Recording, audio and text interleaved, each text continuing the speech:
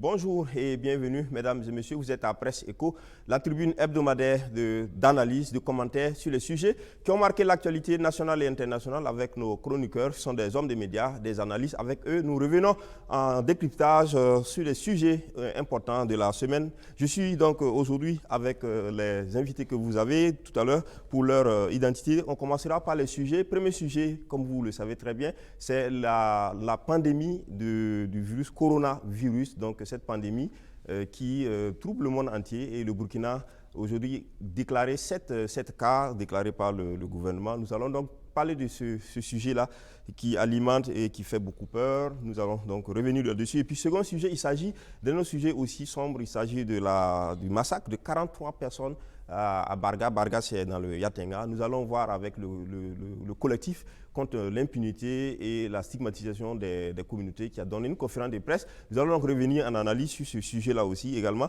Et puis, dernier sujet au plan national, il s'agit donc des manifestations anti-IUTS avec cette interdiction du maire de Ouagadougou de la manifestation, de la marche du 17 prévue par les syndicats. Nous allons parler de ce sujet. Et puis, dernier sujet en international, c'est la Côte d'Ivoire avec le choix de Amadou Gon Coulibaly, le Premier ministre actuel, comme candidat du RHDP. Donc, Amadou Gon Coulibaly portera donc l'étendard de la nouvelle génération de M. Ouattara. On va donc parler de ce sujet-là avec mes invités. À ma droite, André-Eugène Ilboudo, directeur de la radio des écoles. Merci, André-Eugène Ilboudo, sur ce plateau. Et puis, Issaka Lengani, directeur de publication de L'Opinion, qui était un journal qui paraît en ligne. Merci, Lengani, d'être là. Et puis, juste à sa droite, Faustin Évariste Concebo, le chroniqueur média, président du SEC de Veille, qui est une association de défense des droits de l'homme, premier porte-parole du Forum alternatif des citoyens. Merci d'être là. Et puis enfin, dernier invité, Bama Lagui. Bama Lagui est donc journaliste, il est le rédacteur en chef du bimensuel Courrier Confidentiel. Merci à tous d'être sur ce plateau. On démarre avec donc cette question sanitaire, l'épidémie, où maintenant on parle de pandémie du coronavirus. Voilà, ce virus-là qui est un minuscule virus, mais qui dérange le monde entier, qui fait peur. À Ouagadougou, au Burkina précisément, il y a 7 cas déclarés. 7 cas déclarés hier seulement, hier samedi. On continue, 10 personnes en observation. Alors, Faustin, Évariste Concebo, qu'est-ce qu'on peut déjà dire pour être plus précis sur la question? Ce qu'on peut dire, ce qu'on sait déjà, c'est qu'on est un peu pris par la psychose. Tout le monde a un peu peur. Mais d'une manière générale, c'est un phénomène aussi qui est mondial. Et on a vu venir. Ce qui est peut-être là où on peut placer les critiques, c'est ce qu'il y a les étapes. Il fallait donc, à partir du moment où cette crise a une allure mondiale, il y avait des mesures pour empêcher son introduction, sa propagation, et quand bien même on n'arrive pas, des mesures pour pouvoir gérer. Peut-être les critiques peuvent être portées, orientées à ce niveau-là. Bon, maintenant, tout le monde sait maintenant qu'il y a des cas de coronavirus dans notre pays. Quelles sont les mesures que le gouvernement peut prendre? Mais là encore, on a vu les batteries qui sont de mesures qui ont d'abord été prises à l'issue du dernier Conseil de ministres. Mais là, moi, j'ai trouvé que, c'est une question un peu technique. Il fallait plutôt que les autorités sanitaires, c'est elles qui sont interpellées. Et moi, franchement, j'ai été un peu... C'est comme si on attendait les séances du Conseil de ministres pour commencer à examiner le problème et pour pouvoir proposer des solutions. On a les autorités sanitaires qui sont compétents, qui sont outillés pour ce genre de problème. Je n'ai pas du tout eu l'impression, c'est peut-être maintenant qu'elles essayent de prendre un peu le relais, mais je n'ai pas du tout eu l'impression que, en premier lieu, elles aient été concernées, elles aient été préoccupées. Et qu'on en fasse un problème dans un conseil de ministres, moi je trouve que c'est bien, mais bon, là quand même, c'est... Parce qu'on a vu, on est passé, il y a des étapes. À la suite donc de ce conseil, on était déjà passé à des mesures du stade de interdiction des manifestations. Ça donnait un peu... Alors qu'au Burkina, nous disposons d'un plan de riposte qui a coûté très cher.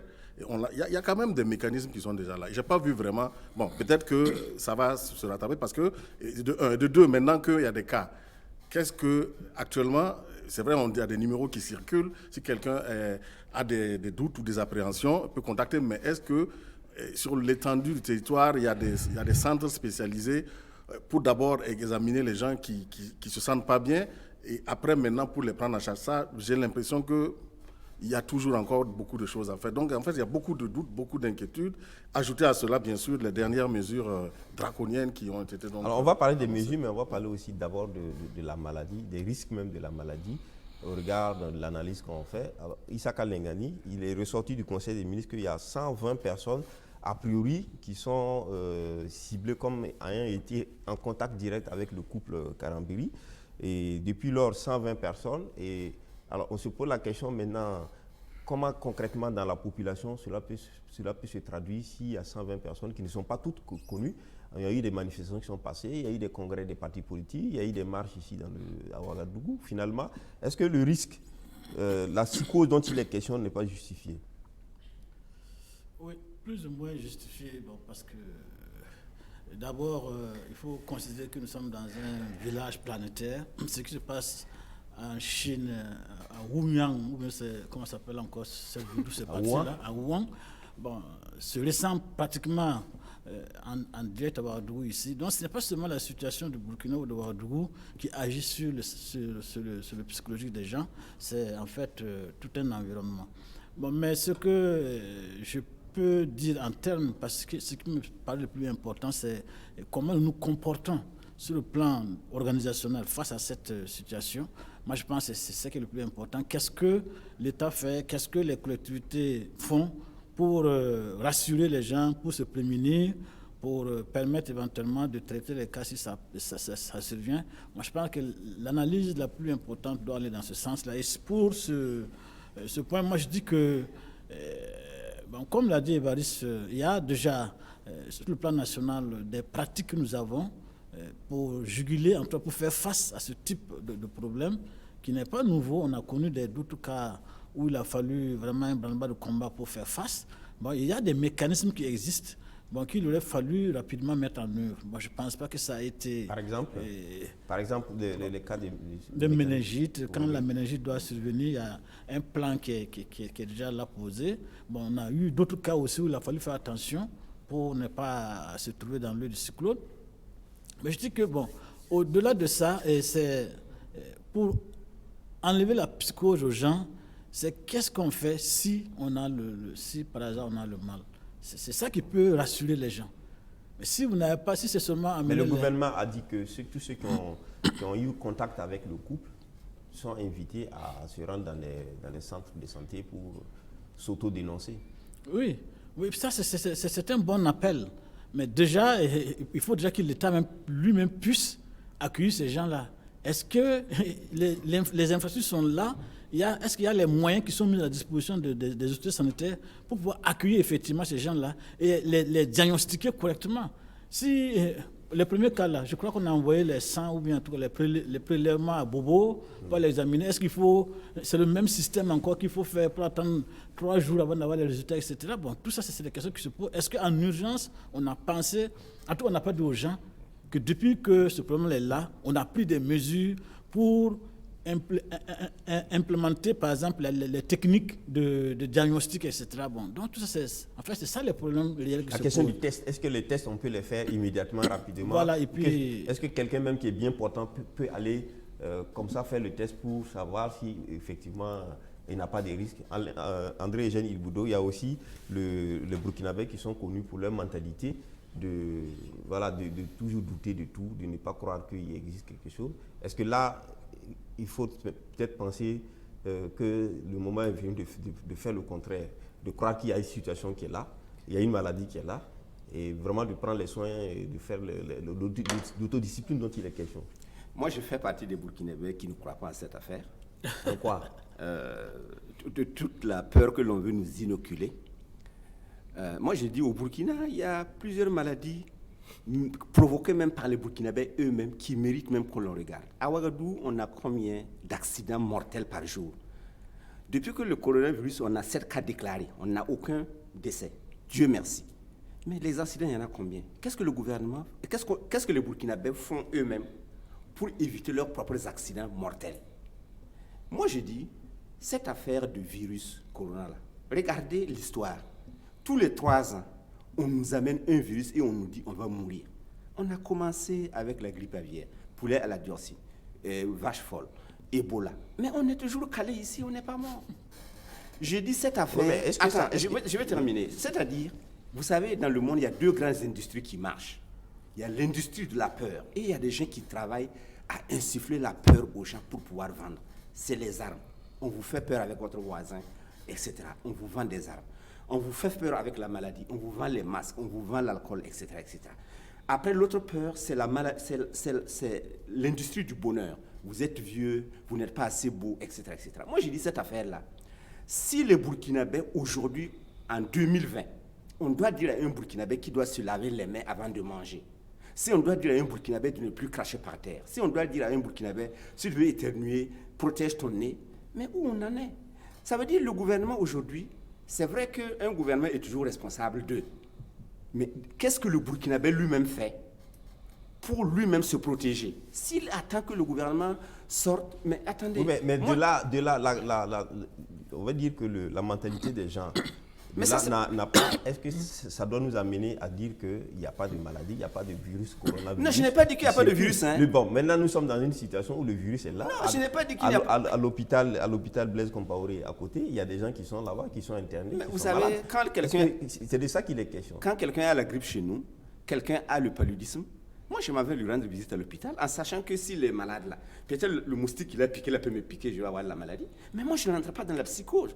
Aujourd'hui, il y a une peur que l'on veut nous vendre et qu'on veut qu'on achète. Moi j'ai dit, moi je ne vais pas rentrer dedans parce on nous a prononcé plusieurs fois la catastrophe qui va nous tuer. Mais on est toujours là. Moi j'ai dit, il faut faire attention à vendre la peur aux gens. Dites aux gens simplement, c'est vrai la maladie est là. Mais on va continuer à vivre normalement. Parce qu'on aurait aimé qu'on ne soit pas là aujourd'hui. Moi, je ne parle pas avec un masque. Et puis, je vais éternuer. Est-ce que je vais vous contaminer? Je dis aux gens, les gens veulent nous vendre la peur. On va arrêter. C'est ce que moi je dis. C'est ce que je pense. On retient que la maladie existe. Oui, Bama. Cet environnement de psychose, on veut vendre la maladie, etc. Mais la maladie aussi, elle est là parce qu'il y a des cas qui sont avérés, il y a des familles aujourd'hui qui en souffrent. Oui, mais quelque part aussi, je suis pas trop loin du doyen hein, par rapport à cette peur. Parce que, avec un peu de recul, quand on regarde l'historique de cette affaire de Corona, tout le grand matraquage médiatique qu'il y a eu depuis le départ, moi, je pense, on nie pas que la chose existe, hein, mais je pense que souvent aussi, il faut avoir du recul pour se poser des questions, surtout en ce monde d'aujourd'hui où il y a tellement de mise en scène, tellement de mensonges pour faire tellement de choses immondes dans ce monde-là. Et je pense que souvent aussi, il faut aller avec beaucoup de prudence sur un certain nombre de choses qu'on veut nous vendre. Ça, c'est une réalité. Ça ne veut pas dire qu'on doit douter jusqu'à un certain niveau. C'est une réalité, mais il ne faut pas qu'on se laisse aussi trop instrumentaliser dans cette affaire-là. Parce que, au-delà des cas d'accident qui parlent, il y a le palu aussi, qui tue au Burkina. Chaque année, on ne parle même plus de ça. Le nombre de gens qui meurent par an au Burkina de palu, là, est-ce qu'on en parle encore? On laisse, ça devient une banalité. Mais voilà un truc qui vient, et il n'a fait que 7 victimes, 7 malades déclarés, il n'y a pas encore de mort, mais on a fait toute un ramdam, on ne peut plus dormir, il faut tout le monde ait peur, tout ça. Oui, mais est-ce que c'est le caractère aussi, parce qu'il s'agit d'un virus, c'est viral, donc ça circule. La capacité de contagion est tellement importante, de propagation. Oui, le palu n'est pas cette maladie qui se contamine de personne à personne. Et pourtant, avec les moustiques, oui, mais qu'est-ce qu'on fait pour arrêter ces moustiques-là? C'est la même contagion. Oui, et puis il y a quelque chose qu'il faut dire. Hein. Vous savez, quand nous on a la grippe, entre nous-mêmes, quand on arrive, si on a la grippe là, quand on va arriver ici là, on va te dire, écoute, aujourd'hui moi j'ai la grippe, bon je ne vais pas te saluer, je ne vais pas te contaminer, on va rire. Mais on n'a fait pas une psychose. Moi je suis responsable d'établissement. Toutes les semaines, j'ai au moins 5 élèves qui sont paludéens. Est-ce qu'on ferme mon école parce que 5 élèves sont paludéens? Il y a un élève qui a le coronavirus et LTAC, et on dit de fermer tous les établissements du Burkina. Moi j'ai dit, ça c'est du folklore et on nous fatigue avec ça. Mais André Géniboudon, on voudrait que comme on est face au public qui nous suit, quelqu'un qui est paludéen, il ne transmet pas son palu à une autre personne. C'est différent de quelqu'un qui a coronavirus et qui peut transmettre à l'autre par le contact, en se saluant, en crachant par terre. Donc c'est tellement différent. Il ne faut pas faire l'amalgame pour ne pas que les gens confondent. Et deuxième chose pour préciser, la question du cas de l'élève de ELTAC a été démenti par le gouvernement. Je suis un peu surpris. C'est vrai que sans vouloir faire un peu dans l'exagération quand même, bon, qu'on veut comparer ce cas avec le palu. Le palu, d'abord, personne... Bon, il y a des gens qui meurent de palu, mais on a le remède contre le palu. Le remède existe. Si tant est que il y a des gens quand même qui arrivent à en mourir, qui est regrettable et déplorable, bon, ce n'est pas imputable à l'absence de remède. Or, nous sommes dans une configuration actuellement, il n'y a pas un médicament contre ce phénomène-là. Il y a d'abord aussi le mode de transmission. Ce mode de transmission, il est quasiment ça touche les gens de façon géométrique. Ce n'est pas arithmétique. Ça dit que ça ne contamine pas une personne, 2 personnes, ça contamine une personne, 100 personnes, 1000 personnes. Oui, et ça c'est vraiment très grave. Et c'est un phénomène, on est devant un phénomène très très grave, sans pour autant dire qu'il faut exagérer, mais il faut quand même prévenir. On ne peut pas ne pas prendre des mesures pour prévenir. Je n'avais pas encore fini. On m'a retiré la parole. Je ne dis pas le contraire de ceux qui pensent qu'il faut avoir peur. On ne dit pas le contraire, on dit c'est vrai. Mais en même temps aussi, ce que nous voulons dire, c'est qu'il faut aussi garder à l'esprit que derrière tout ça, il peut y avoir une volonté de manipuler aussi. Ça aussi, c'est une réalité. Mais on n'affirme rien, on est sûr de rien. Mais il faut toujours avoir ça aussi quelque part à l'esprit. Ça, c'est une chose. Maintenant, pour revenir même à cette riposte dont on parle tant au niveau du Burkina, alors moi, je me pose des questions là aussi. Et finalement, je me demande si ce gouvernement qui est là, il y aura une situation au Burkina où on va arriver à applaudir ce gouvernement. Voilà, cette fois-ci au moins, le gouvernement il a été à la hauteur, nous, on est satisfait. Finalement, chaque fois, on se trouve devant la situation, le gouvernement, c'est comme s'il est toujours surpris de tout, il flotte partout. Et ça, c'est très, très décevant. Quand on regarde cette riposte dont on parle, le couple dont on parle, est rentré de l'Europe le 24 février, d'une zone qui est déclarée assez dangereuse en matière de coronavirus. Il vient, il rentre, on ne prend aucune disposition, il rentre, prend tout le temps, jusqu'au 8 mars. Jusqu'au 8 mars qu'on déclare. Il a eu 2 cérémonies, le 28, voilà, une tout cérémonie, ça. Le premier, une cérémonie. Est-ce que dans un État responsable, on peut se permettre autant d'irresponsabilité pour revenir aujourd'hui à mettre tout le peuple pour faire croire que non? Qu'est-ce que vous avez fait pour éviter ça? Rien, pratiquement rien n'a été fait. Donc quand on regarde tout ça, on se demande si souvent il n'y a pas un agenda caché derrière tous ces trucs-là pour nous vendre un certain nombre de choses et tout. C'est des questions qu'on se pose. On ne peut pas nous empêcher de se poser ces questions-là. Non, je suis d'accord avec lui, mais là, moi, à la décharge du gouvernement, moi, j'impute ça aux autorités sanitaires. Parce que c'est vrai, j'ai l'impression que cette affaire-là, on politise trop cette affaire, alors que c'est une affaire technique, c'est une affaire scientifique. Et les autorités habilitées, c'est le ministère de la Santé qui regorge de compétences pour ça. Peut-être que si on leur laisse les latitudes, on leur donne les moyens, ils peuvent prendre. Parce qu'il a fallu qu'ils aient un conseil de ministres pour pouvoir décider de mesures. Alors que les autorités sanitaires pouvaient en fait prendre ces mesures-là avant. Même là, ce matin, moi j'étais ahuri d'écouter, je crois que c'est sur BF1, une vidéo de BF1 où un médecin, il décrit un peu la situation dans laquelle ils se retrouvent pour combattre cette histoire-là. Ils n'ont pratiquement rien. Ils sont dépourvus jusqu'à un niveau, c'est incroyable comment j'écoutais ce monsieur. Alors quand on se retrouve dans ces situations-là, qu'est-ce que ces pauvres gens peuvent bien faire? Dans une telle situation de... non mais c'est... Moi je crois que... de mon point de vue, il faut peut-être ne pas tout à fait accuser les techniciens. Parce que généralement, les techniciens ont des réponses. Mais c'est la réaction politique qui met du temps. Je suis persuadé que, je n'ai aucune preuve, mais je suis pratiquement convaincu que ceux qui travaillent sur le dossier, les techniciens, ont dû demander de prendre des mesures depuis un certain temps. Et l'État met du temps pour avoir un conseil des ministres, un conseil de sécurité, un conseil de ceci, boire, comment on peut utiliser ça politiquement, etc. C'est ça la réalité dans ce pays-là aujourd'hui. Mais je dis que, et puis ce qui est important aussi, c'est comme je le disais tantôt, qu'est-ce qu'on fait pour rassurer les Burkinabés? C'est ça. J'ai suivi un petit truc, comment par exemple le Bénin réagit, mais ils ont rapidement identifié des locaux qu'ils ont aménagés spécialement pour accueillir les gens. Zouko, cas de décès. C'est-à-dire le malade, dès qu'il rentre, dès qu'il est, il est soupçonné malade, il est accueilli, il est examiné. Il y a toute une chaîne, ça a été présenté au journal, pour que tout le monde soit au courant de ce qui est fait. Jusqu'à l'enterrement des ici, il y a des numéros verts. Oui, il semble. Il y a un centre de suivi aussi. Il semble, je ne sais pas, il faut faire attention au net, peut-être c'est l'occasion pour les autorités de rectifier. J'ai lu sur le net qu'il y a des gens qui appellent ce numéro-là, mais ils n'en rencontrent rien comme résultat. Au contraire. Non, mais attends, ce qu'il fallait, je pense que pour le cas du Burkina, on ajoute la psychose, parce que le pasteur Karambili et son épouse sont des personnalités au Burkina. Le virus aurait commencé par un voyageur anonyme qui serait arrivé. On aurait moins eu de ramdam au Burkina. Donc le miracle participe au miracle.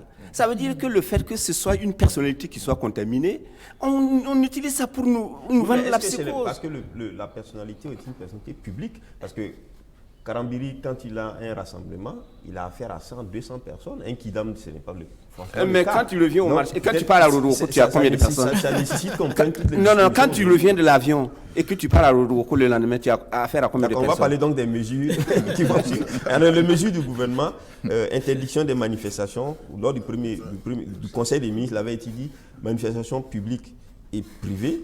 Et puis, voilà. Et puis aujourd'hui, hier déjà, il a dit qu'une manifestation, qui rassemble plus de 50 personnes. Les universités, les écoles, les crèches, etc. sont aussi fermées jusqu'au 1er avril. Alors si les mesures du gouvernement, les mesures, j'allais dire, administratives, publiques... C'est comme j'ai dit, il y a des stades. Là, c'est des mesures de stade 2 pour éviter la propagation. Mais maintenant, en fonction de quoi ils se sont basés pour prendre ces mesures, comme il a dit, moi je ne pense pas que Rodoroko soit concerné, par exemple. Les transports, dans un bus, vous pouvez avoir 100 personnes. Ça crée d'autres problèmes encore. Hein. Dans les lieux de culte. Ah oui, les lieux de culte et tout. Donc bon, je ne sais pas finalement si ça va résoudre vraiment quelque chose, hein, parce que c'est... Il y a d'autres lieux. En France, on a interdit toutes les manifestations publiques. C'était interdit en France. Au Sénégal, c'était interdit. Les Américains ont fermé toutes les frontières, sauf celles avec le c'est aussi au regard des cas, parce qu'il y a quand même eu des cas de décès aux États-Unis, en France, dans tous les pays. Mais alors qu'au Burkina, on a eu des cas avérés, mais pas de décès, fort heureusement d'ailleurs. Parce que ces mesures aussi sont proportionnelles aussi à la gravité. Mais là, je ne sais pas, c'est ça que je dis, je ne sais pas sur quoi ils se sont basés scientifiquement pour prendre ces mesures-là. Et ce qui est encore étonnant, c'est le politique qui communique. Moi, l'intrusion du politique dans cette affaire me gêne. Il y en a qui ont tout de suite vu la marche des syndicats qui serait donc la base de ces mesures d'interdiction. Oui, c'est des questionnements qui sont, à mon sens, très légitimes. On est fondé à se poser des questions sur l'agenda politique et derrière tout ça. Surtout que on a dit que le cas du couple a été formellement, en tout cas, identifié comme étant un cas de corona depuis le 28. Et le congrès du MPP a eu lieu, le camp, le 7 et 8 mars, plus d'une semaine après. Est-ce que pour des gens qui sont conséquents, qui veulent vraiment lutter contre cette chose-là, on a pu se donner autant de liberté avec... il a eu tout le temps et je voyais ce matin sur les réseaux sociaux qu'il y a même un membre influent du MPP qui était au contact avec le couple, qui était au congrès du MPP. Aujourd'hui, on doute même, on se demande bien s'il n'a pas contaminé des gens là-bas. Mais il y a tout ça. Donc vraiment, quand moi je vois toutes ces histoires-là, moi je me demande si vraiment il faut même encore accorder du crédit à ce que ce gouvernement apporte comme communication dans toutes ces choses-là. André Jean-Guiboudou, ces mesures quand même sont des mesures conservatoires. Vous savez, souvent quand je voyageais en avion et que je passais par tous les contrôles, j'aimais plaisanter avec les agents de sécurité. Je leur disais, vous savez, c'est l'homme lui-même qui est le problème. Parce que c'est la personne qui voyage, c'est elle-même qui est le problème. Je veux dire, aujourd'hui,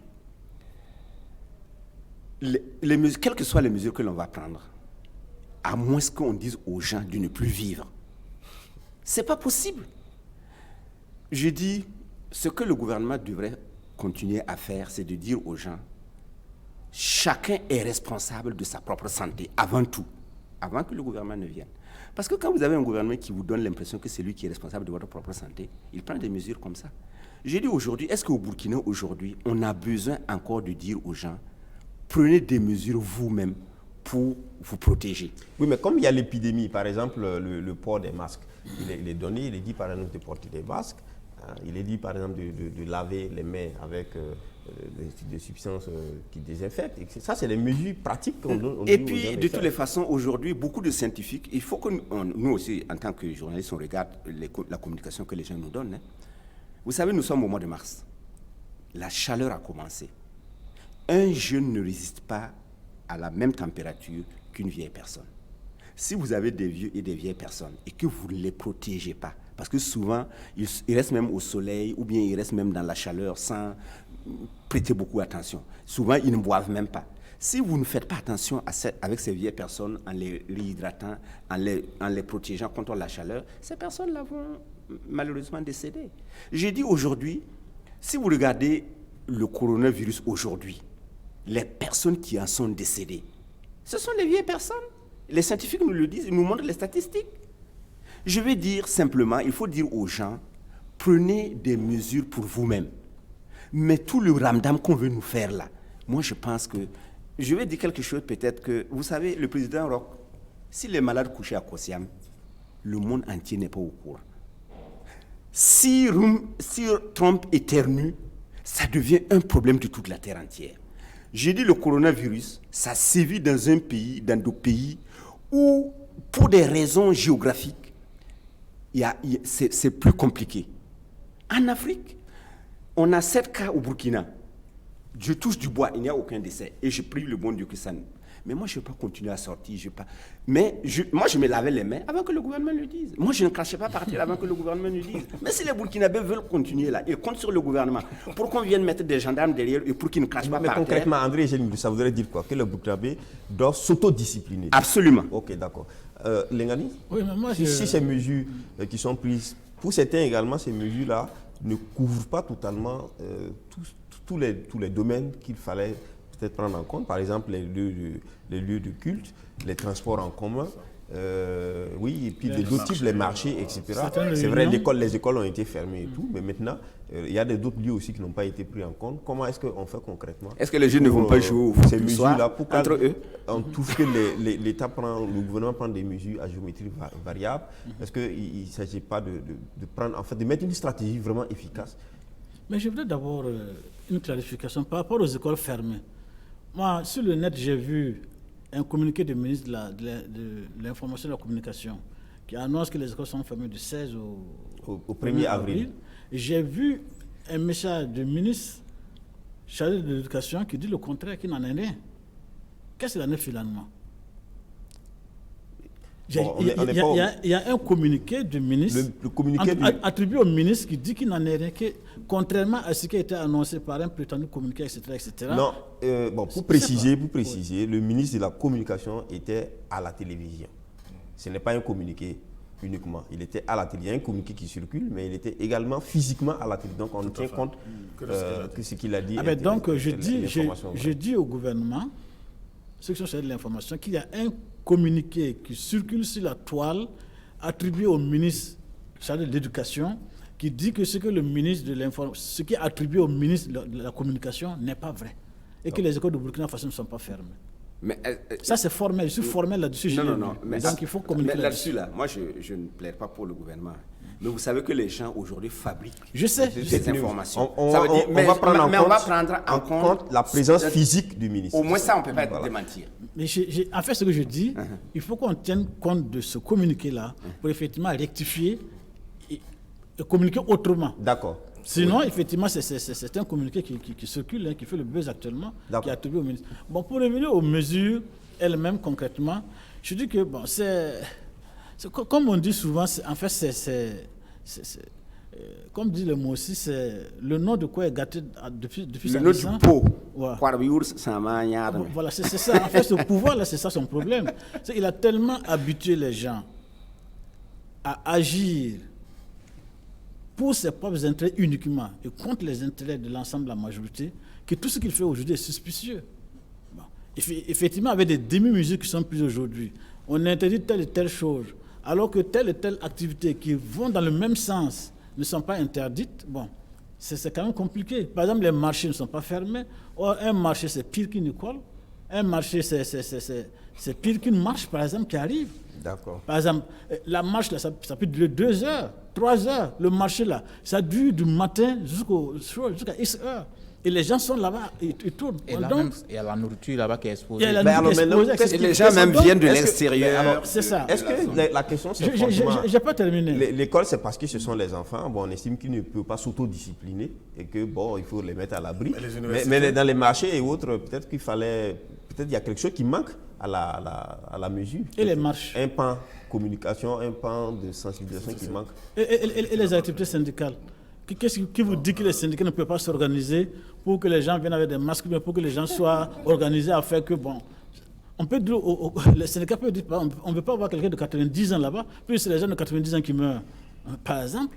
Donc il faut laisser les gens s'organiser en fonction des problèmes qui sont là. On ne peut pas utiliser cette situation-là pour vouloir résoudre des plans politiques. D'accord. Contrairement à Eugène, je pense que le gouvernement, on doit attendre du gouvernement. Maintenant, moi, ce que j'attends du gouvernement, que le gouvernement donne les moyens aux autorités sanitaires. C'est ça que j'attends, moi, du gouvernement. Parce que ce n'est pas leur domaine, ça. Ce n'est pas de la politique, c'est de la science. Et maintenant, les autorités sanitaires doivent prendre des dispositions, pour faire des points en fait, de check-up pour que les gens qui ne se sentent pas puissent aller. Concrètement, c'est visible. On sait que si tu te déplaces, il y a des centres comme le Bénin. Mais tout ça, c'est compris dans le plan de riposte. Hein. Tout est déjà posé. Peut-être qu'il faut opérationnaliser ça. Maintenant, il y a des réflexes nouveaux face à une situation. Et ça, c'est les autorités sanitaires qui doivent communiquer sur ça. Donc, ces informations-là, au moins, on peut attendre ça quand même de nos dirigeants. Par exemple, là, on ne voit pas encore sur les médias, par exemple, télé, etc., des exemples concrets, par exemple, de ces mesures, de ces gestes-là, ces réflexes-là. Le fait de se saluer désormais avec le coude, le fait de se moucher avec des mouchoirs, le fait, par exemple, de se laver les mains. On en parle beaucoup, mais concrètement, sur les télés, etc., on ne voit pas. On aurait aimé peut-être voir ça pour que la sensibilisation aille d'avance. Non, tout ça procède de ce qu'on a dit tantôt. Il n'y a rien qui est planifié, rien n'est vraiment bien pensé et posé comme stratégie à mettre en œuvre pour contrer cette affaire. Hein. C'est comme chaque fois... Même avec le terrorisme, c'est toujours le laisse-guidon, on réagit par à-coup et puis voilà, on gère les situations du jour au jour. Et puis, il n'y a rien de stratégiquement planifié pour faire les choses dans ce gouvernement. Et quand on a un gouvernement comme ça, bon, chacun n'a qu'à prier son bon Dieu pour qu'il puisse le sauver, quoi, c'est tout. Sinon, je ne vois pas. Voilà. Merci. Moi, je voulais Oui, juste m'inquiéter par rapport à une des mesures, c'est-à-dire se moucher dans les mouchoirs jetables. Bon, dans un pays où il n'y a pas de poubelle, où les gens se mouchent et puis jettent n'importe comment. Est-ce que le fait d'utiliser les mouchoirs jetables et les jeter dans la rue, est-ce que ça ne contribue pas, au contraire, à propager la maladie? Mais je voudrais dire à Lingani, on a conclu par là, c'est l'autodiscipline des Burkinabés. Tant que les Burkinabés eux-mêmes ne seront pas disciplinés eux-mêmes et ils vont attendre le gouvernement pour ça, ils vont attendre pendant 1000 ans, le gouvernement n'arrivera pas. Merci André Janibou. On continue ce débat avec un autre sujet, c'est le massacre donc, des 43 personnes à Barga. Barga, c'est une localité donc, du Yatenga. Mais avant, on va suivre ce reportage qui a été diffusé dans le journal donc, hier de BEF. Si le CISC a attendu près d'une semaine après les attaques de Barga avant de se prononcer, ce n'est pas fortuit. Le collectif contre l'impunité et la stigmatisation des communautés dit avoir pris du temps pour dépêcher des équipes à des fins de constatation dans une démarche plutôt méthodique. Les résultats sont sans embâche. Ils pointent un doigt accusateur sur les volontaires de la défense et des membres du groupe d'autodéfense Kogluego. Que le crime a été commis par un groupe d'autodéfense Kogluego originaire de la zone de Titao. Nous le disons, nous l'affirmons et nous l'assumons. Et nous avons des éléments de preuve. L'élément de preuve à notre disposition, c'est le témoignage. Parce que nous sommes en droit pénal. Le témoignage est un élément de preuve. Et nous avons même pris les dispositions de faire venir ici à cette conférence de presse un des témoins qui a pu identifier des personnes bien connues. Et cette personne d'ailleurs a même échangé avec les membres du gouvernement, a donné des noms de personnes qu'il a reconnues, qu'il a identifiées et qui étaient membres donc du groupe d'autodéfense. En effet, des témoins, il y en avait dans la salle, mais pour des raisons de sécurité, nous avons décidé de nous contenter de la version expliquée par les leaders du collectif A. Des témoignages qui refusent de parler d'hommes armés non identifiés, comme relayé par le gouvernement dans son communiqué. Parce qu'on ne mérite pas ça. Parce que quand il parle des hommes armés non identifiés, mais rassurez-vous, le site qui est en train d'être aménagé, certains qui ont les bourreaux ont même fait le déplacement pour aller voir le site, pour voir comment ça s'installe. Ce matin, avant qu'on ne rentre pour entamer la conférence de presse, ils sont encore en réunion, les mêmes qui ont fait le massacre là. Actuellement, la population appelle pour dire qu'ils sont actuellement en réunion, ils sont en concertation, on ne sait pas qu'est-ce qu'ils préparent, est-ce qu'ils ne vont pas venir nous attaquer, est-ce qu'on doit aller vers le site. Voici des questions qui nous parviennent, sont en train de nous parvenir à l'instant même. Donc, est-ce que c'est des terroristes exécutent une opération pour rester sur les lieux pendant longtemps? Le gouvernement leur a demandé plutôt à ces témoins de ne pas en parler. Fait plus grave, c'est que le gouvernement nous sert après un communiqué totalement contraire à ce qu'ils ont pu constater sur le terrain. Vous arrivez, on vous dit, voilà ceux qui ont commis le crime. Et vous nous servez après un communiqué pour dire, ce sont des personnes non identifiées. Ce comportement-là n'est rien d'autre que des actes de complicité. Et nous disons, les membres du gouvernement qui se sont comportés ainsi, en posant des actes de complicité, seront également poursuivis comme tels. Le gouvernement accusé par le collectif, il est également dans le viseur du chef Kogluego de la région de l'Est, Moussa Tiombiano alias Django, qui a reconnu plusieurs dérives de ces éléments dans l'Est, appelle le gouvernement à agir. J'avais souhaité que ce gouvernement-là, on soit encadré et que chaque région devrait avoir un récépissé, un règlement intérieur et un statut, conformément à la loi pour ne pas aller au-dessus de la loi quand même. Nul n'est au-dessus de la loi. Et j'ai dit qu'on devrait être encadré, avoir une feuille de route auquel les colos, chacun des colos, sait ce qu'il faut faire et ce qu'il n'est pas faisable.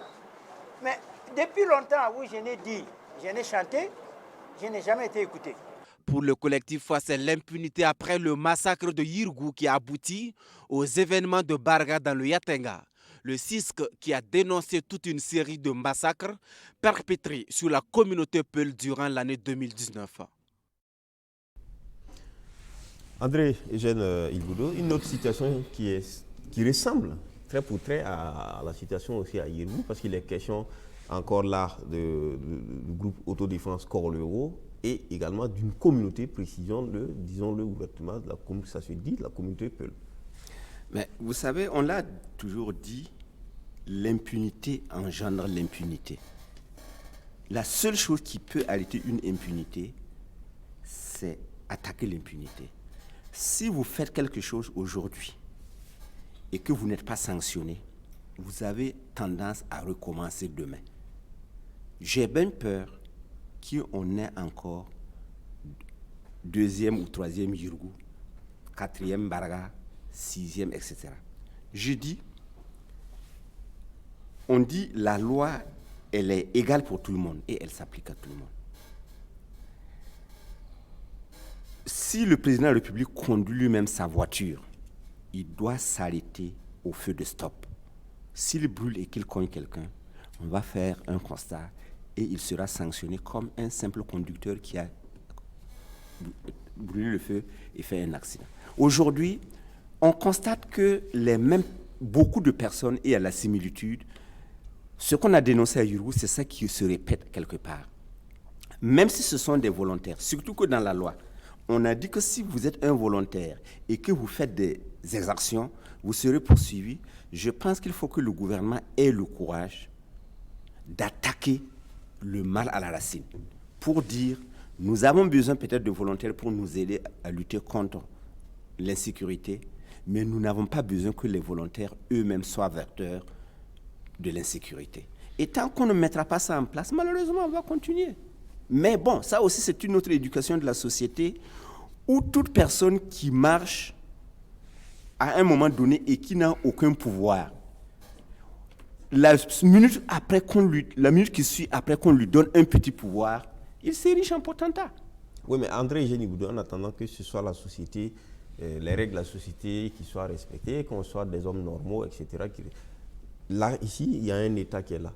Mais tout ça se fait dans un État. C'est ce que j'ai dit, l'État... Une autorité qui est en place, un gouvernement qui se déplace en délégation et qui vient faire un communiqué qui ne semble pas être la relation réelle des faits. Non, j'ai dit le gouvernement, c'est lui qui gouverne le pays. C'est lui qui... L'État, c'est le gouvernement qui gouverne le pays. L'État, c'est nous tous. C'est pas moi, je n'ai rien à voir avec cette affaire de Yirgou, de Barga. Mais le gouvernement en est responsable. Puisque si des gens disent on a vu telle personne et telle personne faire telle chose, le ministère de la Justice est fondé et allé demander à la personne, paraît-il qu'on a dit que c'est toi qui as fait ci et ça. Et il vient répondre, la personne vient répondre.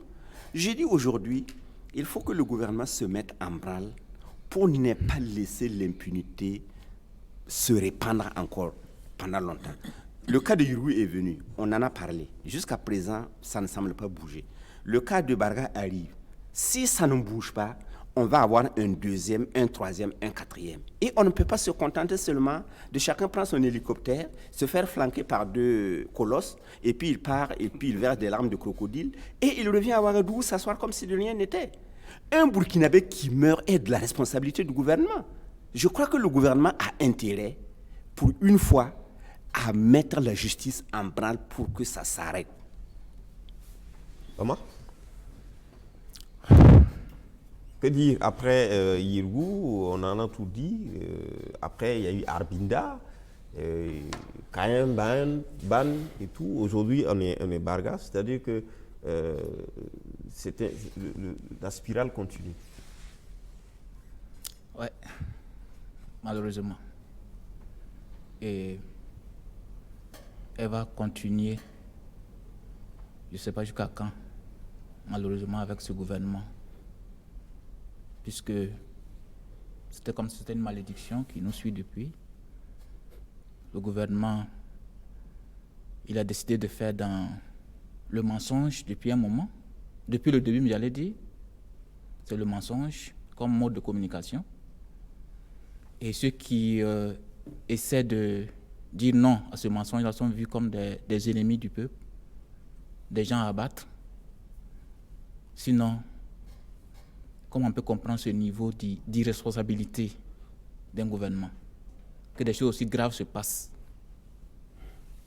Au lieu de chercher à voir comment corriger, on décide de faire dans le mensonge, servir de communiquer mensonger aux gens et prendre des activistes armés, mettre sur les réseaux sociaux pour matraquer tous ceux qui osent dire le contraire. C'est ce qu'on a vu dès le début de cette affaire de Barga.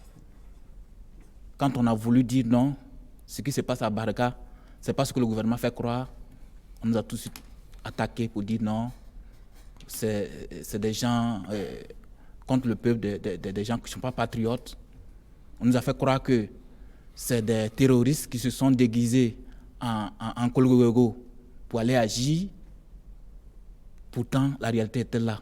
Tout est devant nos yeux. Bama, est-ce que quelque part ici, il n'y a pas un hiatus entre les informations qui remontent au président du Faso? Quand on regarde par exemple l'acte instituant la journée, le deuil, les 48 heures je crois, le deuil,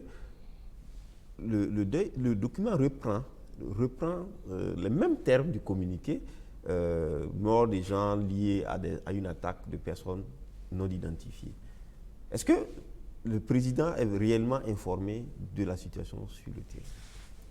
À lire ça. Moi, je ne me pose pas cette question, hein, parce que moi, je dis un président, c'est comme depuis sous Blaise Compaoré, quand les gens disaient oui, Blaise Compaoré, il est, voilà, on lui cache la vérité tout autour de lui, il y a comme un rideau de fer qui est autour de lui, les gens empêchent que le président puisse avoir accès à la réalité du terrain. Moi, je dis un président qui est responsable ne peut pas se laisser confiner à ce point-là. Si un président est vraiment préoccupé par la vie de son peuple, à la limite, ça peut durer peut-être une semaine. On peut lui cacher la vérité pendant tout au plus une semaine. Mais pas durant tout ce temps-là qu'on vit aujourd'hui au Burkina. Là. Si le président, on lui cache la vérité et qu'il ne se donne pas les moyens pour avoir la vérité, c'est que c'est lui-même qui est complice de cette situation. On ne peut pas comprendre ça. Parler de hommes, et quoi, le terme là, c'est quoi? Je n'arrive pas à le retenir tellement il me rebute tout le temps. Hommes armés non identifiés. Non identifiés. Soyez sérieux. Hein? Soyons sérieux. Tout le monde sait ce qui se passe. Et le ministre, l'ex-ministre de la Sécurité, Simon Compaoré, il sait toute la réalité de cette affaire. Parce que c'est lui le parrain de ces Koulougougou-là. C'est lui. Qu'est-ce qu'il fait pour mettre fin à tout ça? Et rien n'est fait du tout. On continue de lui faire croire que non, les Koulougougou, ils sont blancs, comme neige dans cette affaire. C'est des djihadistes qui se sont déguisés en Koulougougou pour venir faire. Pourtant, et moi j'étais écœuré ce matin de lire le communiqué du MPP, où on tente de faire dans l'équilibrisme. Tantôt on dit non, le parti au pouvoir est contre toutes sortes de stigmatisation des communautés, pendant que, en même temps aussi, on dit non, il faut éviter de faire. Où on va avec tout ça? Où on va avec tout ça? Oui, Lengani, très rapidement, et puis Évariste, sur cette question. Moi, je voudrais Concrètement, est-ce qu'aujourd'hui, il ne faut pas crever l'abcès et de dire qu'il y a une communauté qui est victime et qu'il faut le dire au niveau plus haut niveau de l'État pour qu'on cherche les solutions? Donc, en 2 mots, l'histoire retiendra en tout cas que sous le premier mandat, je ne sais pas si la loi un deuxième, mandat de Roch Macky Kaboré, les Peuls au Burkina Faso étaient pourchassés comme du gibier et abattus. Ça, c'est un fait mathématique clair. Parlant de Simon Compaoré, je voudrais aller dans le même sens que Bama pour dire nous avons toutes les raisons. Peut-être qu'il faut simplement nuancer un peu. Il y a eu des situations à Yirgou, il y a une situation à Barga où évidemment c'est la communauté Peul qui est la victime. Bon, mais de là, il ne faut pas peut-être dire que poursuivi comme des gibiers, ça pourrait donner à interprétation autrement. Monsieur Loukman, permettez-moi. On va situer les faits dans leur espace. Je vous demande qu'on s'en tienne à ce qu'on sait. Sinon, ce qu'on sait là, c'est bien pire que ça. Des Peuls sont descendus de véhicules de transport et abattus devant les autres passagers parce qu'ils sont tout simplement Peuls. Ça, c'est des faits matériels qui se produisent. Il y a des gens aujourd'hui pour lesquels Peul, ça veut dire terroriste. Ça, c'est des réalités concrètes. Et moi, je pense que pour résoudre un problème, il faut avoir le courage de connaître son ampleur. Jusqu'à quel niveau le problème va pour effectivement trouver des solutions concrètes. Parlant de M. Simon Compaoré et de sa responsabilité dans la survenue et dans le développement du mouvement Koulougougou, moi je crois que le peuple burkinabé a toutes les raisons de trembler aujourd'hui du plus fort de lui-même. Pourquoi? Parce qu'aujourd'hui, ce monsieur-là est le président du parti au pouvoir. Quand nous assimilons ces Koulougougou-là d'une manière ou d'une autre à une fabrication d'essence politique, en tout cas le politique s'est assis dessus pour espérer quelque chose, nous disons que nous avons tout à craindre. Et par rapport à la conférence d'hier, moi je dis qu'il faut que les organisations, avec Maître Farama, aient le courage d'aller au-delà de ce qu'ils ont dit. Et même des pistes qu'ils ont tracées. Il faut monter le dossier au niveau international. Si au niveau national, le gouvernement est incapable de croire en des témoins qui viennent témoigner, qui viennent dire on a vu un tel faire telle ou telle chose. Après, on sort un communiqué pour dire que c'est des personnes non identifiées. Alors, ça veut dire que si le gouvernement ne vous croit pas, allez vers ceux qui peuvent vous croire. Il faut monter à l'international pour trouver des solutions. On ne peut pas continuer comme... Parce que ce qui va se passer dans ce pays-là, si on continue, c'est qu'on va exécuter le programme d'une certaine frange politique du MPP qui ne veut pas des élections. Ça, c'est une réalité. Ça, c'est le débat politique. Il y a des gens aujourd'hui qui estiment que toute élection, ça veut dire la fin des haricots et qui travaillent à cela. Ça, c'est des analyses politiques. On n'accuse personne, mais c'est des faits politiques qui sont là.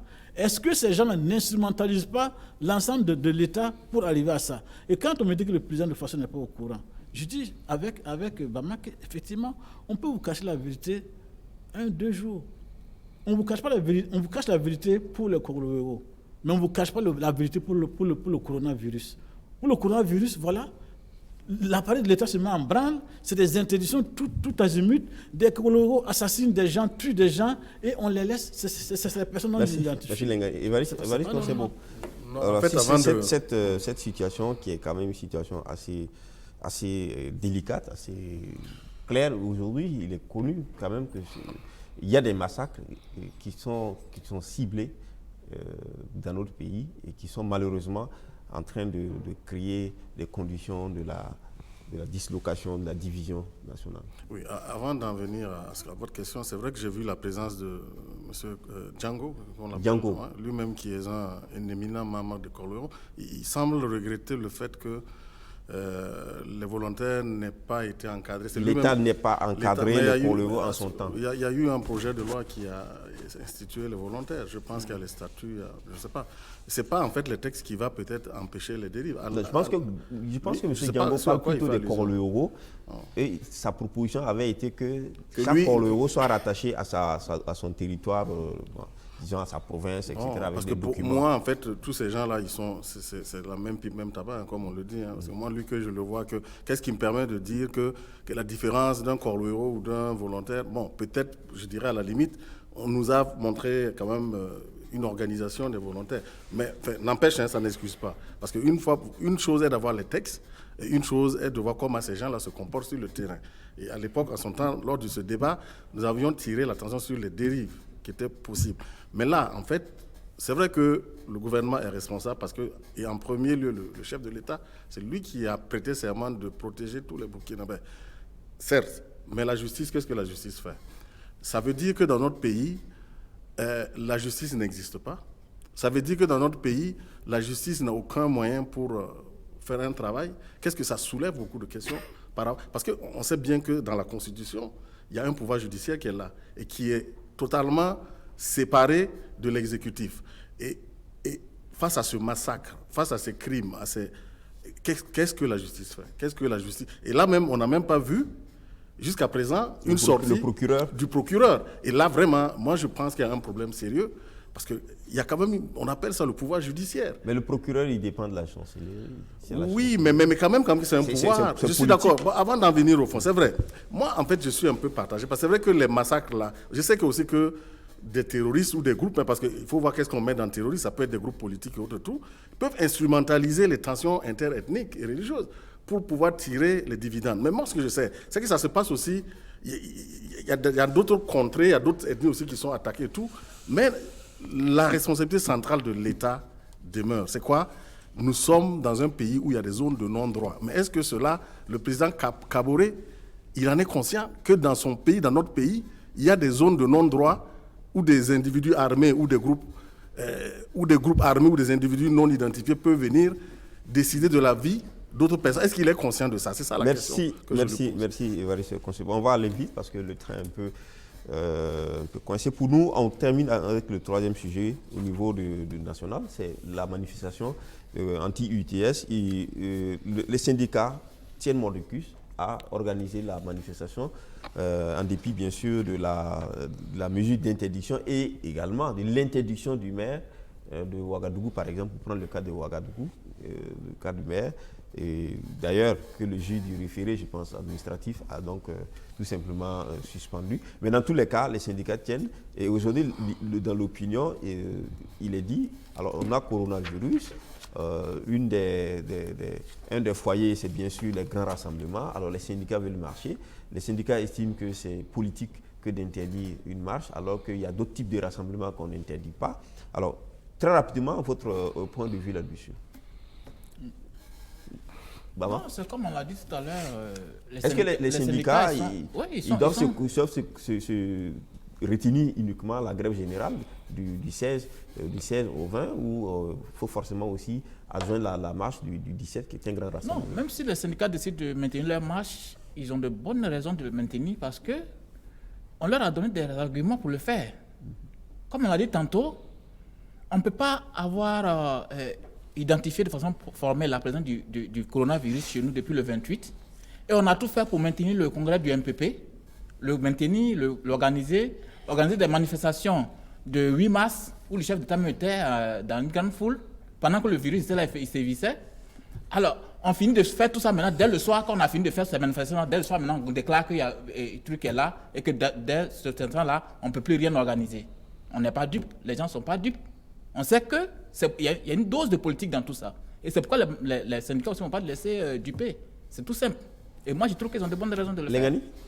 Moi, je suis tout à fait d'accord avec Bama pour dire que les syndicats ont tout à fait raison. Et moi-même, je pense que c'est politique. C'est-à-dire on utilise la détresse du peuple pour résoudre ces problèmes politiques. C'est-à-dire aujourd'hui, le pouvoir MPP, ce qui l'intéresse, ce n'est pas effectivement la santé, mais c'est effectivement empêcher tout ce qui peut être comme contestation. Et je dis que dans un pays où l'ensemble de la population aspire et demande des mesures qui vont permettre aux gens de se retrouver, de se réconcilier, la meilleure manière, ce n'est pas la matraque, ce n'est pas interdire des droits aux gens. C'est plutôt les laisser assumer de manière responsable leurs droits et leurs devoirs. Je pense que c'est ce qu'il faut faire. Ce n'est pas interdit parce que pendant ce temps, les marchés continuent, le ROCO va continuer à marcher, à fonctionner après le congrès du MPP. Bon, après cela, les marchés partout vont être là. On a fermé les écoles. Et là même, je me demande si ce n'est pas une... Et c'est vraiment grave, quoi. Parce que voilà, c'est-à-dire on est prêt à sacrifier même à l'avenir de nos enfants. Oui, mais est-ce que les syndicats pourraient ne pas faire la marche, d'autant plus qu'il y a eu une marche qui est passée le 7, qui a été une grande mobilisation, donc le rapport des forces est déjà bien connu.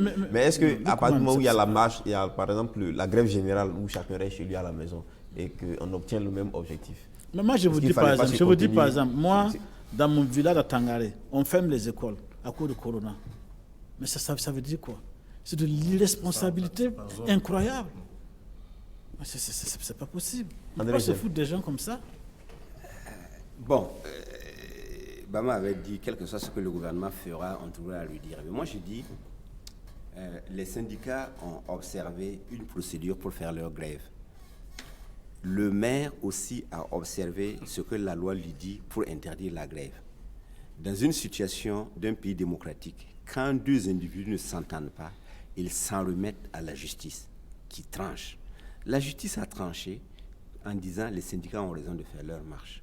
Moi, je serais le gouvernement, que je mettrais simplement les gens, je dirais aux gens, voici ce qui va se présenter. On sait que le coronavirus s'attrape par le contact, par les grandes foules. Chacun assume sa responsabilité. Tout le monde sait, et on le crie, si vous êtes malheureusement contaminé par le coronavirus, c'est ce qu'on a décrié, il n'y a pas les mesures techniquement aujourd'hui nécessaires pour contrer la maladie. Chacun fait ce qu'il veut. Donc, moi je dirais, pour me résumer, les syndicats ont fait leur demande, la mairie a interdit, la justice a donné droit aux syndicats, mais que les syndicats fassent leur marche. Celui qui va se faire contaminer ce jour-là, plaise à Dieu que on touche du bois que la personne ne décède pas. C'est dommage que dans notre pays, toutes les approches syndicats, gouvernement, ça se fait sur fond de conflit, de défiance. C'est vraiment dommage. Et c'est vraiment, je dis, pour comprendre l'héritage remonte à plus loin. Est-ce qu'on ne peut pas trouver notre forme de rapport civilisé, responsable, pour s'assumer et regarder? Vous vous souvenez quand même lors de la dernière marche, quand même, c'était quand même une réussite. Mais combien de temps s'est passé? Le gouvernement n'a pas bougé. Ce qui fait qu'on se pose la question réellement sur la capacité de ce gouvernement à s'assumer. Un gouvernement responsable face à un problème. Le rôle du gouvernement, c'est de satisfaire les gens. C'est un boulot ingrat. Vous êtes payé pour vous occuper du service public. Si vous ne voulez pas, vous partez, d'autres personnes viennent. Mais ils sont là pour faire leur job. Et j'ai l'impression que je ne les vois pas. Et c'est vraiment dommage qu'on en arrive là toujours dans des conflits vraiment inutiles. Mais c'est vrai que cette histoire de virus vient quand même... viruser tout. Viruser tout, mais parce que quand même pour revendiquer, pour marcher, il faut être en bonne santé. Absolument. Mais moi, je dirais aux syndicats de trouver d'autres formes, tout en maintenant, bien sûr, la pression. D'accord. Dans tous les cas, il y a la grève générale qui suppose que... Voilà, c'est marché mort, c'est pays mort, c'est ville mort. Non, aujourd'hui, moi je voulais dire un petit mot. Aujourd'hui, je pense que le gouvernement sait que si les syndicats appellent à la manifestation, beaucoup de gens vont y aller, pour diverses raisons. Le gouvernement devrait tenir compte du ressenti des populations sur des affaires comme ça et travailler avec ça. Vous savez, moi je pense que le gouvernement il ne faut pas qu'il en rajoute. Et vous êtes dans une situation où vous ne filez pas le parfait amour avec les gens. Si vous ne travaillez pas avec ce ressenti-là pour recadrer, vous allez ajouter de la rancœur à la rancœur. Et ça va être contre le gouvernement. Lengani, pour terminer. Je voudrais aller dans le même sens pour dire que, de mon point de vue, du fait qu'il y a une situation qui expose déjà une maladie, et vu effectivement le succès des manifestations précédentes des syndicats, un gouvernement responsable aurait dû appeler, au lieu de faire un simple communiqué pour dire tout est interdit, et puis on est heureux, votre manœuvre n'a pas marché. C'est-à-dire un gouvernement responsable aurait dû appeler les syndicats. Moi, je vais jusqu'au chef de l'État pour lui dire, bon voilà, écoutez, on a vu votre manifestation, on est conscient de ce que vous dites, etc. Nous allons, je décide d'un moratoire sur cette question des UTS. En attendant qu'on puisse voir, pour que chacun puisse s'exprimer, je décide un moratoire sur la question. Et faire face au coronavirus. On fait face au coronavirus, mais quand le corona va finir là, on se regarde encore dans les yeux.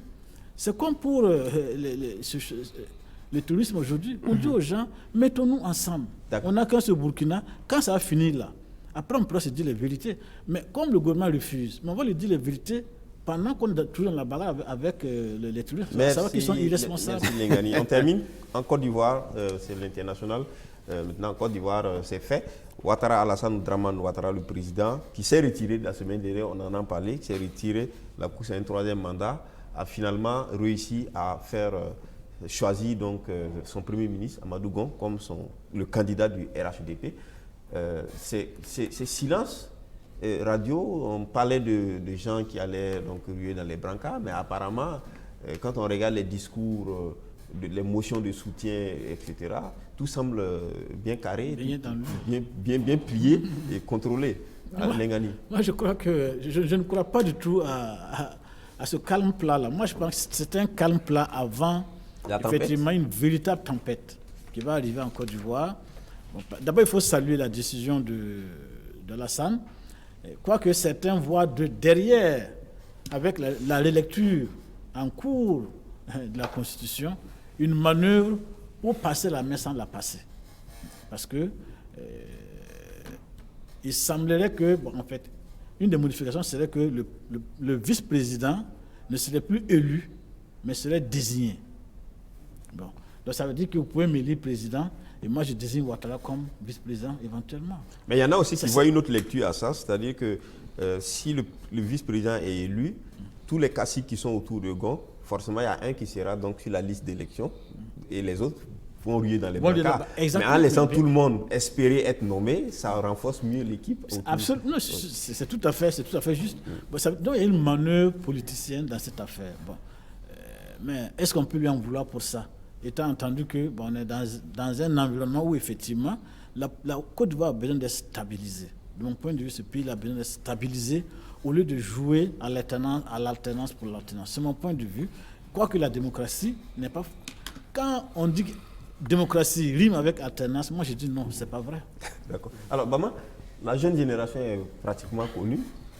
Alassane Ouattara a dit qu'il passerait le pouvoir à une jeune génération. Mamadou Gon Coulibaly, donc son premier ministre, apparemment est donc le choix dans ce qu'il appelle la jeune génération. Il y a certains qui estiment que ce n'est pas la jeune génération non plus.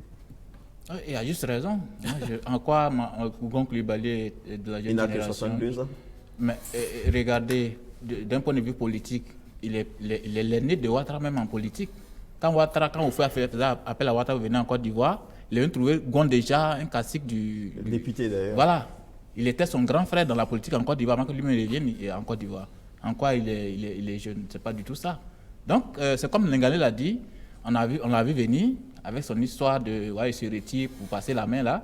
C'était une façon de passer la main sans toutefois la passer. Il veut toujours rester, peut-être mettre un faire-valoir quelque part, et puis lui, il est derrière, et il est ficelle, c'est tout ce qu'il veut faire. Mais là, je doute fort qu'il puisse y parvenir parce que, effectivement, moi, je vois effectivement dans cette accalmie-là, une grosse tempête qui va venir. Et ça, attendons de voir. D'accord, on va prendre notre premier téléspectateur qui est impatiente au bout du fil et on reviendra pour terminer avec la Côte d'Ivoire. Monsieur Ilboudo Lamoussa François, Il appelle de Ouagadougou sur l'épidémie du coronavirus.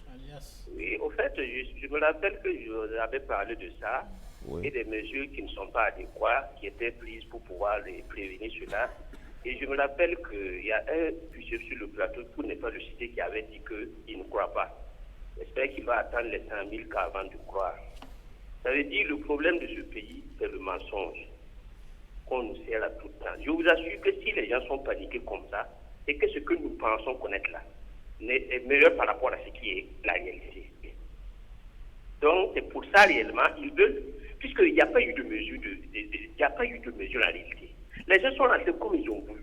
Maintenant, ils ont contaminé les gens et on court derrière pour attraper les choses.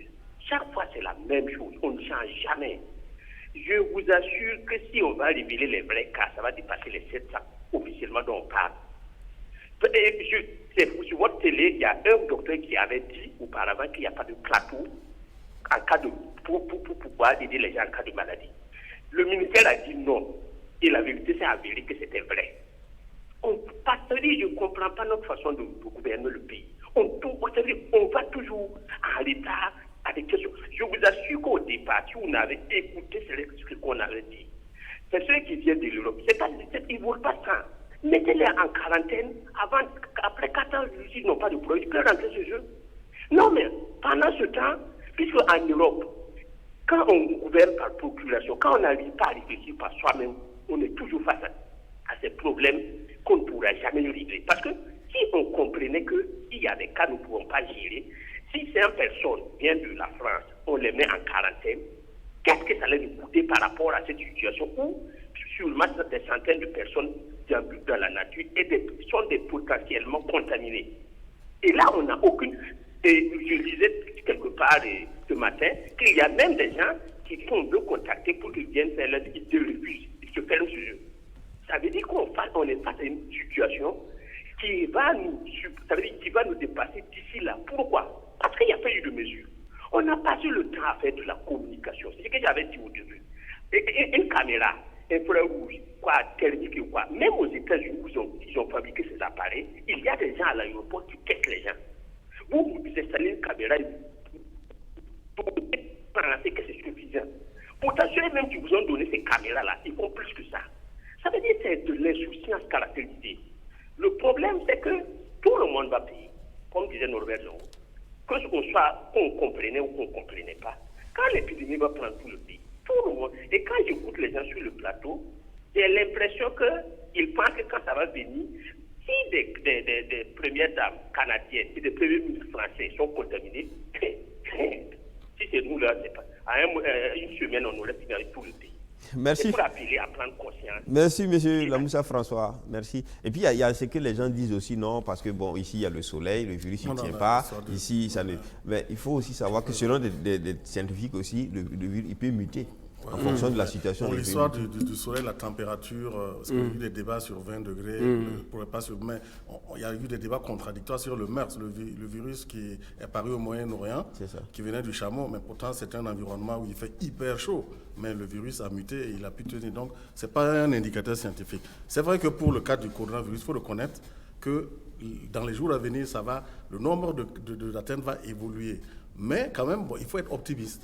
Parce que, bon, surtout les cas de décès, je ne mets pas mémoire, je n'ai pas souvenance quand même que des Africains soient quand même en grand nombre. Donc, ce qui dit que peut-être que c'est gérable, c'est peut-être, je ne sais pas. En tout cas, les pays qui ont été Sénégal, il faut quand même il y a quand même de l'espoir. Il y a quand même de l'espoir, il faut être optimiste. Maintenant, par rapport à ce qui se passe en Côte d'Ivoire, accalmie, petite tempête, moi je pense que ça sera peut-être une tempête dans un verre d'eau.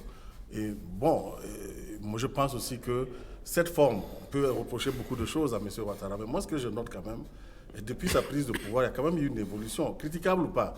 Le pays est là, ça fonctionne, que maintenant il trouve une formule pour passer la main sans la passer et qu'il n'y ait pas de mort, l'avenir est toujours permis. On construit un pays sur 1000 ans, 100 ans.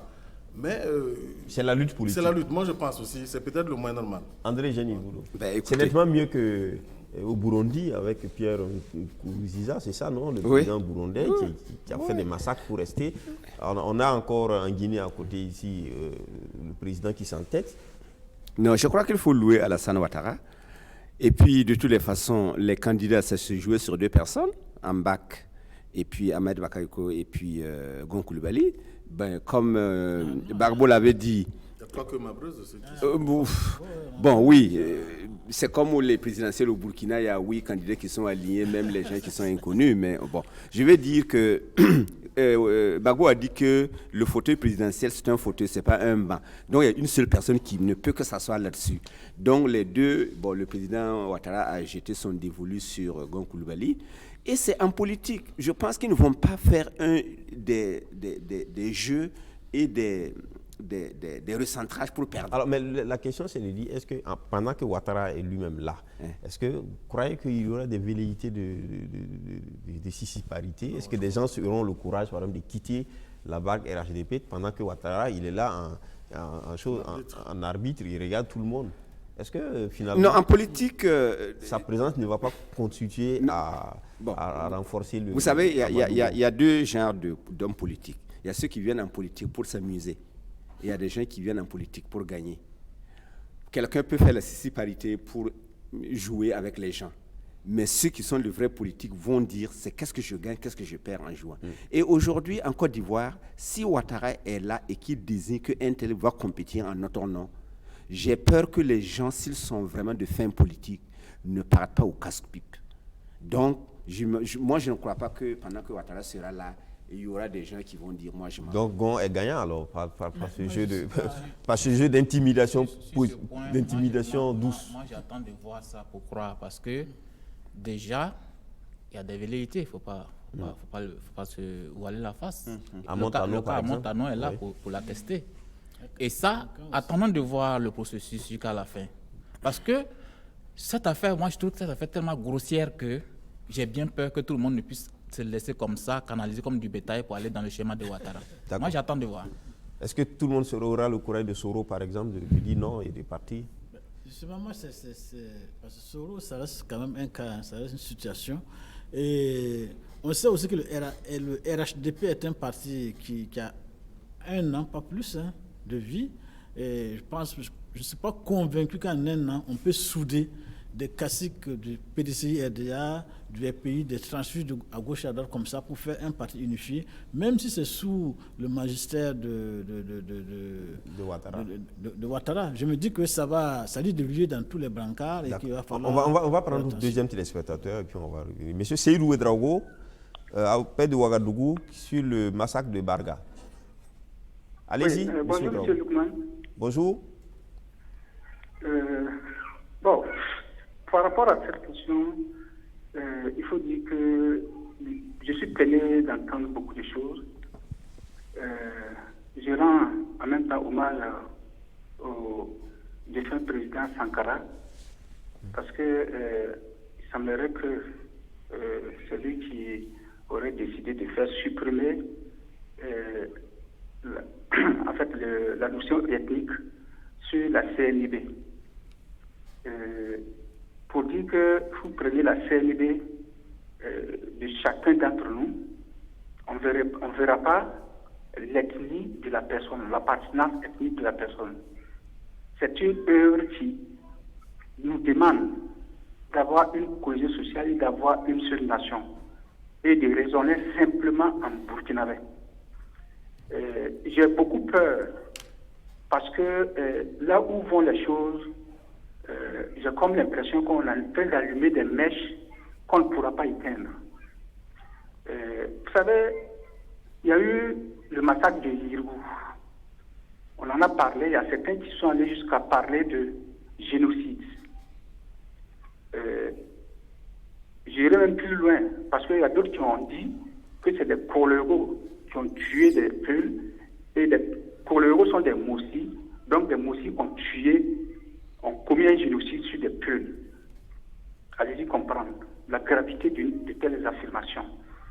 Ce qui s'est passé récemment, vous savez que le général Leclerc s'est exprimé, le chef d'état-major général des armées françaises s'est exprimé récemment à l'Assemblée nationale, et il disait que les Moussis étaient les victimes. Vous voyez, d'une part, lorsqu'on dit que les moussis sont des victimes. D'autre part, les Peuls sont des victimes. Pour dire les bourreaux sont dans l'un camp et les bourreaux sont dans l'autre camp. Qu'est-ce qui reste? Non, sérieusement, moi je pense qu'il faut aller doucement, avec circonspection. Il faut être réservé. Et moi j'apprécie la manière dont est traitée cette affaire par le gouvernement. Quand on dit des personnes, des individus non identifiés, c'est quoi? Moi je pense que c'est la prudence. Seul le procureur nous dira, c'est ceux-là qui ont été les auteurs de tels massacres. Pas une association, une ONG ou une radio internationale qui va venir nous dire que c'est tel groupe de telle défense qui a provoqué un massacre. Vous savez, les choses ont évolué. Il y a plein de moments, si vous prenez certaines radios internationales, ils nous disent que c'est des Koléogos, les groupes de défense Koléogos qui ont commis les massacres. Mais avec le temps, les choses ont évolué. Quand on dit c'est les Koléogos, quand on dit c'est les volontaires, bon, alors que d'autres aussi le disent, mais les terroristes, ils sont suffisamment intelligents parce qu'ils l'ont fait. Ils ont porté des tenus militaires en attaquant tout récemment notre police. D'accord. Monsieur Ouedraogo. Oui. Monsieur Ouedraogo, merci pour votre... Juste une question par rapport à ce que vous dites là. Une association qui, par exemple, désigne un témoin ou qui désigne... Évidemment, quand on veut accuser, on désigne celui qu'on accuse. Mais quand, par exemple, les témoins dénoncent et que le gouvernement dit autre chose dans un même contexte où on connaît ce que c'est que homme non identifié et quelqu'un d'identifié, c'est quand même différent. C'est très différent. Oui, monsieur Lukman, parlant des témoignages, il y a un monsieur qui a témoigné à Radio Omega. Ça, nous tous, on l'a écouté. Qu'est-ce qu'il dit? Ah oui, les terroristes, quand ils sont arrivés, ils nous ont demandé à savoir est-ce que les moussis nous fatiguent. Nous, on a dit non. Ils sont repartis. C'est pour dire quoi? Est-ce qu'il y a une histoire de complicité entre ceux qui sont épargnés, ceux qui sont en accord, en harmonie avec ces terroristes-là ou quoi? Non. Moi, je ne vais pas jusqu'à ce niveau, mais je dis prudence. Merci, moi, monsieur. je réclame simplement la prudence dans le traitement de cette question. Merci, parce monsieur. que la politisation aussi de cette question peut nous amener très loin. Merci, monsieur Ouedraogo. C'était juste pour peut-être vous amener à dire que nous sommes dans une situation assez délicate parce que les mêmes témoignages, vous les trouvez de l'autre côté également. Oui, Évariste. mais je l'ai compris. Je sais qu'il a mis en avant le risque d'instrumentalisation du facteur ethnique. Mais quand dans un contexte bien donné, c'est un avocat qui parlait, Ahmed Farama, et il dit qu'ils ont des témoins. Il dit même qu'ils ont des preuves avec les éléments de caméra de surveillance, de vidéo apparemment. C'est un avocat qui parle et quand il connaît la notion et la définition du mot preuve. Alors, qu'est-ce que, dans un état normal, qu'est-ce que le gouvernement, la justice doit faire? C'est ça la question. Et en plus, quand on regarde ce qui se passe, des zones au Burkina, démocratiquement bien sûr, c'est un pays normal, on ne peut pas imaginer, tolérer l'existence de zones, de non-droit où des gens vont s'exécuter. On peut pas, le gouvernement ne peut pas être déchargé dans ça, et même excusé dans ça. C'est pas possible. Moi, je crois qu'il y a des amalgames inacceptables. À Yirgou, c'était clairement clair que c'était de Koglouego. Et les témoignages sont aussi évidents qu'on a commencé par éliminer même les Koglouego Peuls. Ça, c'est des évidences. Je pense qu'il ne faut pas qu'on remue trop le couteau dans la plaie. Moi, je pense qu'il faut plutôt travailler à trouver des solutions. Et comme je le dis d'habitude, pour avoir des solutions idoines, il faut accepter d'aller jusqu'au fond des problèmes. Ce n'est pas les nier. Mais le gouvernement, dans cette affaire, fait preuve d'irresponsabilité incroyable. On ne peut pas être dans le cas de... Même tout dernièrement, on a pris un deuil national pour 43 morts. Pour 210, on n'a rien fait.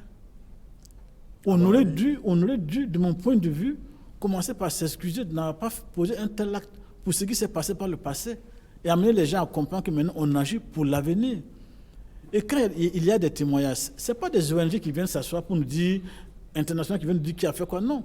les témoins qu'on cite là, ce n'est pas des Chinois, ce n'est pas des Français, c'est des Burkinabés qui ont assisté, qui ont vécu les situations et qui sont prêts qui risquent leur vie pour témoigner. On ne peut pas passer en perte et profit. Merci, Lengani. André et Jeanne Ilboulou. Non, est-ce que la question ici aujourd'hui, en plus du fait qu'il y a peut-être des catégories qui sont visées, à Arbinda, c'était des femmes qui étaient visées. Ici, à Barga, c'est une communauté qui est visée. Mais il y a le fait que ceux qui perpètrent, par exemple, dans le cas de Barga et de Yirgou, ceux qui perpètrent ça sont des groupes connus et qui échappent au contrôle de l'État. C'est ça le fond du problème. Je crois que c'est de là aussi que tout le monde met le pied. Dans un pays démocratique, pour le peu que je connais de la justice, tous les matins, le procureur du Faso utilise les moyens d'information à sa possession pour savoir ce qui se passe sur le territoire national, notamment les journaux. Il lit les faits divers pour savoir. Et que s'il y a un problème qui se pose et qui vient à l'encontre de la justice, il s'auto-saisit et il mène ses propres enquêtes. On dit qu'il y a 43 personnes qui ont été tuées. J'imagine que si le procureur était sorti, dire « j'ai les moyens de mener mes enquêtes et je vais livrer les informations », je pense que peut-être que ça aurait permis aux gens d'être un petit peu rassurés. Ce que nous reprochons aujourd'hui, tout le monde semble dire que le procureur du Faso n'a pas les moyens, même si c'est un pouvoir à part, il n'a pas les moyens de sa politique, de pouvoir mener ses enquêtes, ses investigations pour arriver à un certain moment donné. J'imagine que si le procureur du Faso menait ses enquêtes, les témoins seront des témoins à charge et des témoins à décharge. Dans un cas, peut-être pour donner du grain à moudre, peut-être que le comité qui est là, lui, il va amener des témoins à charge. Mais peut-être que le procureur aurait amené aussi ces témoins à décharge. Et c'est ça la justice. Ce que nous souhaitons, c'est que quand il y a des problèmes comme ça qui se passent, que le gouvernement puisse permettre à ceux dont le rôle, c'est d'élucider ce travail-là, de pouvoir le faire. Que le procureur du Faso, jusqu'à présent, moi je crois aux techniciens de la justice, s'ils ont les moyens pour faire leur propre travail. Et une fois que le procureur aurait travaillé, il va nous dire, voilà ce qui s'est passé là. Merci André Janiburo, c'est sur ces mots-là qu'on va terminer donc cette émission. J'étais en compagnie donc de Lengani Isaka, il est donc journaliste, directeur de publication de l'opinion. Merci Lengani d'être passé sur ce plateau. André Janiburo, directeur de la radio des écoles, merci. Bama Ladji, rédacteur en chef du bimensuel Courrier confidentiel, c'est comme ça souvent, avec le temps qui est souvent très court. Et puis, enfin, Évariste Faustin Concebo, chroniqueur média, président du Cercle d'éveil, qui est une association de défense des droits de l'homme. Merci à vous. On était donc ensemble pour ce numéro. Je vous donne rendez-vous la semaine prochaine pour un autre numéro de Presse Éco, si Dieu le veut.